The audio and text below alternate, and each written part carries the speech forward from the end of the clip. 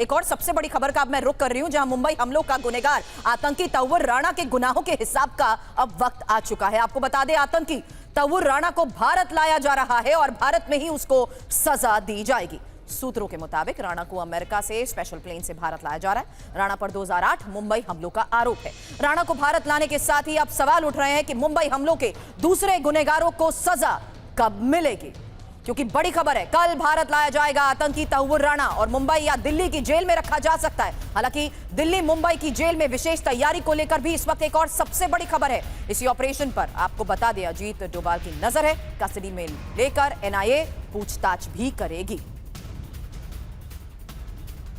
तो मुंबई को दहलाने वाले आतंकी राणा पर एक सबसे बड़ा अपडेट आपको बता दें। राणा के प्रत्यर्पण के लिए एनआईए की टीम में 7 ऑफिसर्स हैं। राणा को लाने की टीम में वरिष्ठ वकील भी शामिल हैं। एडीजी रैंक के अधिकारी टीम को लीड करेंगे। तौवर राणा को एनआईए मुख्यालय लाया जाएगा और एनआईए कस्टडी में ही तौवर राणा से पूछताछ भी होगी। हालांकि पूछताछ के लिए एनआईए की स्पेशल टीम कैसे तैयार है, मुंबई हमले के दूसरे गुनहगारों को लेकर भी सवाल होंगे और राणा को दिल्ली में ज्यादा दिनों तक रखा जा सकता है और पूछताछ के बाद मुंबई ले जाया जाएगा, जहां पर आगे कैसे केस चलेगा मेरे सहयोगी जयप्रकाश हमें ज्वाइन करेंगे। और जिस तरीके से अब 26/11 के दहशतगर्द तौवर राणा पर नकेल कसेगी, इसी के बारे में मेरे सहयोगी जयप्रकाश से करूंगी सवाल। उससे पहले एक और इंफॉर्मेशन, क्योंकि तौवर राणा की आतंकी कुंडली अब आपके सामने रख रही हूं, जहां मुंबई में 26/11 अटैक की पूरी जानकारी इसे थी। मुख्य साजिशकर्ता हेडली ने राणा के खिलाफ गवाही दी और राणा की ही मदद से हेडली को भारत का वीजा मिला। हालांकि राणा के जरिए ही हेडली ने मुंबई हमलों की रेकी की थी और राणा की सलाह पर हेडली ने इमिग्रेशन कंपनी भी खोली थी। राणा भी अपनी पत्नी के साथ मुंबई के ताज होटल आया। हमले से पहले राणा ने भी ताज होटल की रेकी की और पाकिस्तान की आईएसआई के साथ भी राणा के संबंध को लेकर बड़े खुलासे हो चुके हैं। लेकिन इस बीच जयप्रकाश हमारे सहयोगी लगातार इस पूरे मामले पर नजर बनाए हुए हैं और जिस तरीके से अब भारत में यह पूरा हिसाब होगा, जयप्रकाश, तैयारी किस स्तर पर है, किस तरीके से होंगे सवाल जवाब, यही इस वक्त जानना जरूरी है। लेकिन उससे पहले एक बड़ी खबर बता दूं, और यह खबर है टीवी9 पर तौवर के खिलाफ दायर चार्जशीट को लेकर, जहां चार्जशीट की कॉपी के बारे में एक इंफॉर्मेशन आपके सामने रख रही हूं। 2011 में एनआईए ने दायर की थी चार्जशीट। चार्जशीट में राणा समेत 9 लोगों को आरोपी बनाया गया था।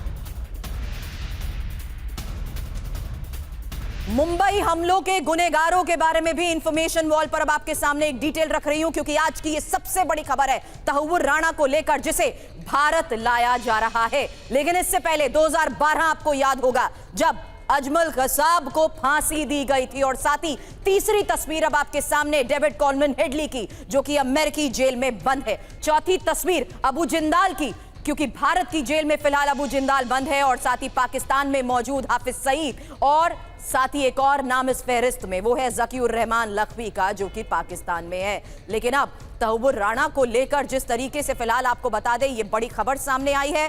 इस साल फरवरी में प्रधानमंत्री नरेंद्र मोदी अमेरिका गए थे और पीएम की मौजूदगी में राष्ट्रपति ट्रंप ने तौवर राणा पर बयान दिया था। कहा था कि वो राणा को वापस भारत भेजने को प्रतिबद्ध है।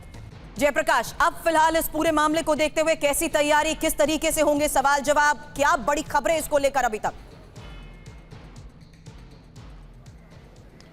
देखिए, तौवर राणा जो है ताज होटल के इसी नई इमारत में उस वक्त आया था जिस वक्त उसकी पत्नी उसके साथ थी। पाकिस्तान के आर्मी डॉक्टर के रूप में वो आईएसआई के लिए काम करता था और मैं ताज होटल के बाहर ही इस वक्त मौजूद हूँ। ताज होटल के अंदर ये 26/11 का पूरा आतंकी खेल खेला गया था। उस वक्त भी मैं यहाँ पर उस रात को मौजूद था और मैं अपने कैमरामैन सुभाशीष को कहूँगा कि ताज होटल की वो नई इमारत दिखाए और वो साथ ही साथ जो पुरानी इमारत है जिसमें आग लगाई गई थी, और आतंकियों ने पूरी रात करीब 72 घंटे तक इस ताज होटल को और यहाँ अंदर जितने भी स्टाफ हैं, जितने भी गेस्ट हैं, उनको बंधक बनाकर रखा हुआ था। एक बड़ी बात मैं आपको बताऊं कि तौवर राणा के लिए जो तौवर राणा का रोल क्या था, तौवर राणा ने डेविड कोलमैन हेडली को न सिर्फ भारत भेजा बल्कि भारत में व्यावसायिक यानी कमर्शियल तरीके से डेविड कैसे रहे उसका पूरा इंतजाम किया था। ताज होटल में कमरा बुक कराया गया था। ताड़देव में द इमिग्रेशन सेंटर नाम का जो उसका इमिग्रेशन उसकी उसकी इमिग्रेशन कंपनी है उसका एक दफ्तर खुलवाया था डेविड कोलमैन हेडली के लिए। ताड़देव में एक फ्लैट का इंतजाम कराया था। ताड़देव में एक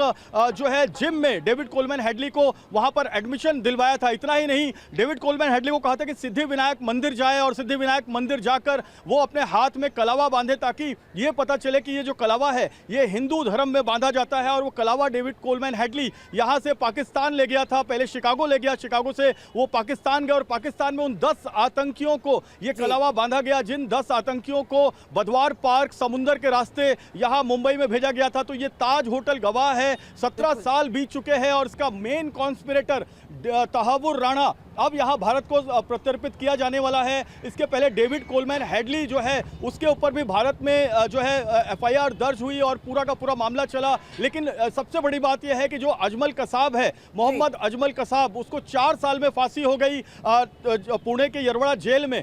लेकिन अब 17 साल बाद तहावुर राणा पर क्या मामला बनता है, किस तरह से उसका प्रोसेस आगे बढ़ता है, ये देखना अहम होगा। बिल्कुल, कैसे होगा इसका हिसाब, इस पर नजर बनाए रखिए। आगे भी इस बारे में आपसे जानकारी लेंगे। जयप्रकाश, शुक्रिया फिलहाल।